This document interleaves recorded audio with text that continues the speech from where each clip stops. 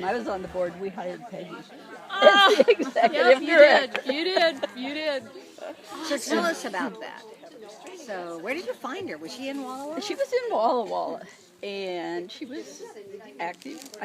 I can't remember if she was on the board. She had been a board member, Yes. and she was a student YW member back in the 50s at Oregon State. So she really had it in her blood. And we had break-ins, so we had to put the money out to get the alarm system directly to the police station, yep. as well as the cameras. Yeah, that was our big. And then we bought the property for the children's daycare. Yes. And totally remodeled that and went through step by step by step to get it approved. Remember, we think we got everything ready.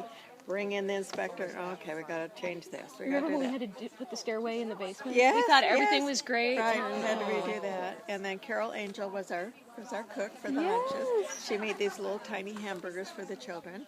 That was back before sliders were ever invented. Yeah, that was even cool. Right. No, she invented them, just didn't get credit for That's it. right. Oh my goodness.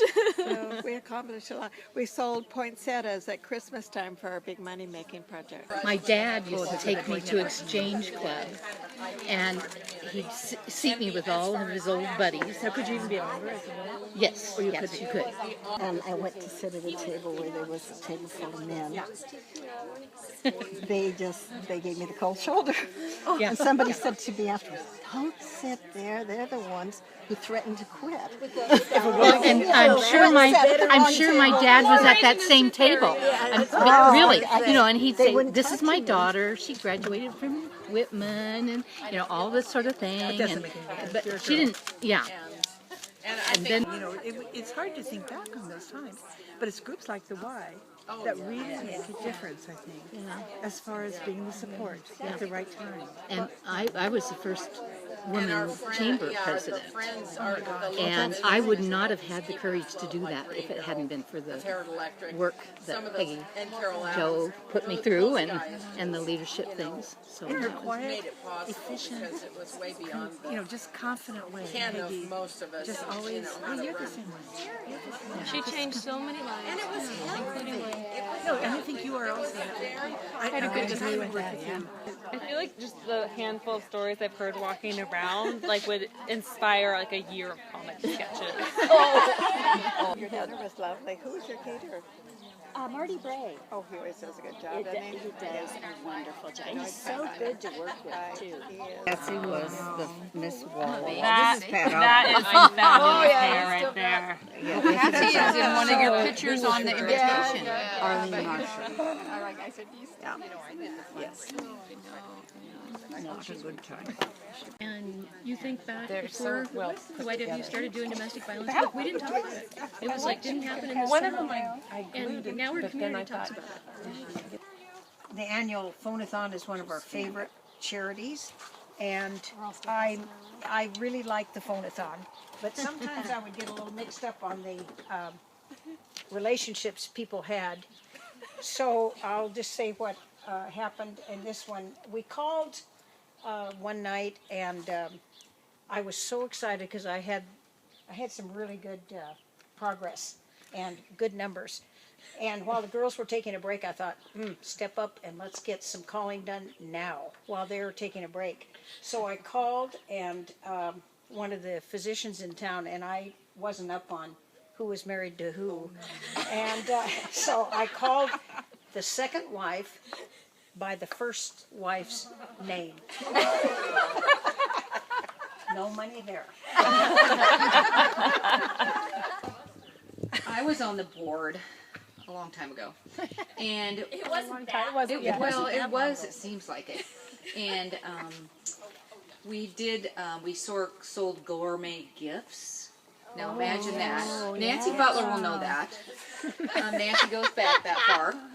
And we sold mustards and onions, and we also sold poinsettias at Christmas time.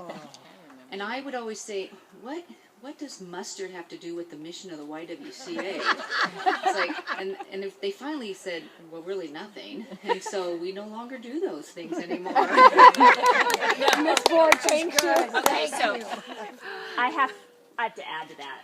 Because the famous statement, which I still use, is, Our mission is not mustard. Okay. And like Anne said, I'm very grateful I don't have to be out hustling mustard. One woman in town, she went through every poinsettia to find the right one to match her furniture. And I just remember being blown away because I never matched anything. So anyway. I just remember traveling with Peggy when we started the golf tournament. So we would spend the first night in Yakima. We went to the Tri-Cities the next day, and then Walla Walla, and just basically babysitting men. They were awful. They were awful. They were pros, and they just wanted to know what was in it for them, and we're like, this is a fundraiser. But Peggy and I had a fabulous time. The pros were very sure of themselves and very sure that somebody had made a mistake. So they would bring their cards up to the table, and Marianne, who was referred to tonight because of her math skills, would tell them the number, what their score was. And they would check it on everything there was to check it on, and I never saw her make a mistake. Well, I was back in the olden days when we had fundraisers for the ice chalet, and Marilyn Neer and I were in charge of it. Marilyn would put together the choreography and design costumes for most of it. And the theme was It's a Small World. And I don't remember how the mushrooms tied into this other than, I guess they did.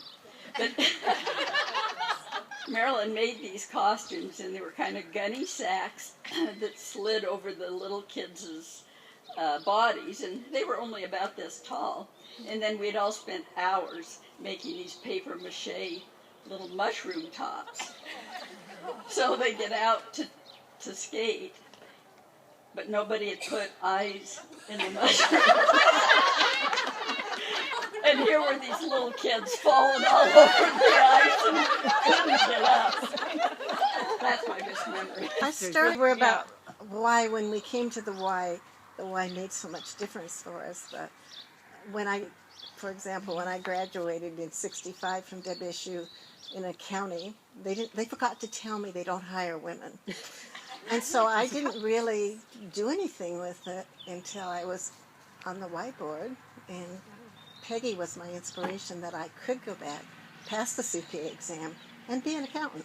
But up until then, that was something that the doors were shut to women, and it didn't start changing till about the late '70s and the early '80s. How did you decide to become a lawyer then from that? Well, I ended up becoming a lawyer once my kids were off to school. I would have liked to have gone to law school again, but there were no doors open. Yeah. And once my kids were raised, I thought, I'm going to law school. So, but I think the Y played a really major role in giving me confidence that I could do it. So.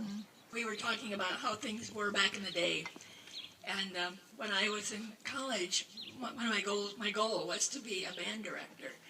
And by the time I was a junior in college, I was informed that you might want to consider being a choral director instead of a band director. And I asked why, and the reason was that at that time, a band director, stands with your back to the audience, and women didn't wear pants at that time, so I could not stand in front of a group with a skirt on, because, they would look up my skirt. And I told him that I have very nice legs, and